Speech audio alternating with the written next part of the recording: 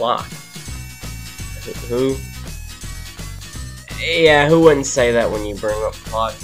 I'll fill you in. Plok is an obscure SNES game from 1993 developed by Soft Creations and published by Tradeweb. When it released, it didn't really hit it big. That's because the market at the time was being oversaturated with all these mascot attempts that didn't work. And it was during the end of that era, where people were starting to get mad, and, well, Bubsy released, killing off any hope of getting a new mascot character in. There are a bunch of mysteries surrounding Plok, oddly enough. Who is he? Who has the IP? Will he ever be re-released? Was he involved in the assassination of Martin Luther King Jr.? I'm not here to tell you those answers, though. I'm just here to review the game.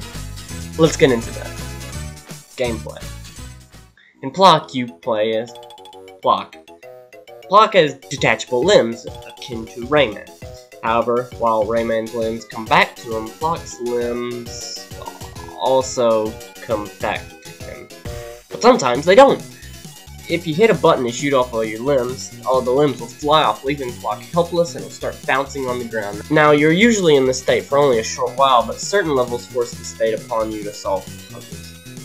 It controls like garbage, and you're bouncing around and slipping and sliding, and God, you can never land precisely. It makes platforming a bitch to get down right, and then it's even harder when you try to go and find limbs, which are usually placed on hangars far, far away from Plok. And if you think that's hard, try playing the game past Cotton Island. The difficulty ramps up harder than death rates did during the Black Plague, and that's saying something. Usually bullet hell stuff is meant for shmups and the like. Not platformers. Especially platformers where you slip and slide around like Plok fell into a vat of lube and chugged a gallon of liquid nitrogen and somehow survived. My rating? 6 out of 10. Fun, but stinks. Sound. Alright, here's where the game shines. Well, partly shines. Thanks to the creative genius of Tim and Jeff Fallen, we were gifted one of the best soundtracks on the SNES. It was so good, when Nintendo was looking at the game, they had to have it checked for any third-party modifications. They could not believe that the soundtrack was producing that sound. Take a listen.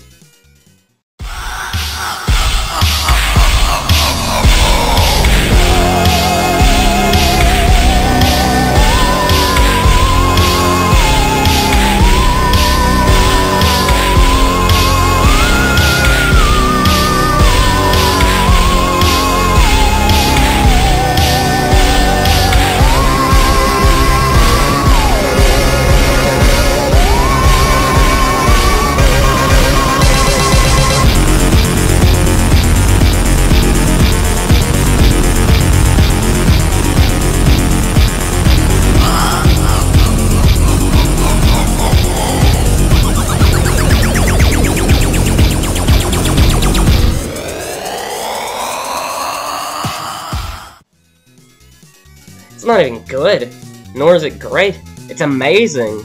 Even the lesser tracks are pretty damn good. Most people like to point out Garland Beach or the boss theme, but like, those are the overrated ones. They're good, yeah, but have you heard the bonus stage theme? Creepy Crag?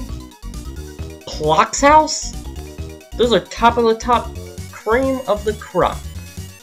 I'd elaborate, but I'm pretty sure people can tell you how good it is. I'd like to think the reason people still talk about the game is because of its soundtrack. It's not phenomenal, but it's itching close to that point. My rating? 10 out of 10. Spectacular. Graphics. They're good. That's it. They're good. I like the colors. Outlines are nice. I like that it changes. Looks like clay. I like clay.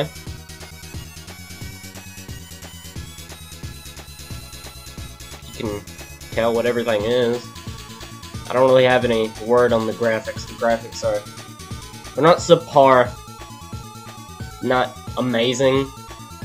It's just good enough to just have a few words talked about it. It's not really something I can drone on for. It's not really the highlight of the game. That'd be music. But they're a good part of it. My rating, 8 out of 10. Great is good. Final words. Plok never released to a big audience. It was well reviewed by critics, but didn't really sell well. It was so obscure, people didn't even know who owned the IP. It's theorized that it's back in the hands of John and Steve Pickford. Plok never got its sequel, nor did it ever get a re-release. Pickfords usually tease a remake or a sequel, but have given a kinda real answer on the happenings of Plok. If I'm right. Yeah, I think they said something about if they sell enough of the Plok comics, which they are doing, go check them out, they'll have enough money to make a sequel or even a remake. So, if you want a new Plok game, I guess go buy the comics, or just make it yourself. I tried doing that, then it gave up, and I'll do it again one day. Anyways, my final score for Plok on the Super Nintendo is 8 out of 10. Plays kinda ass, shines in other departments. Pretty good.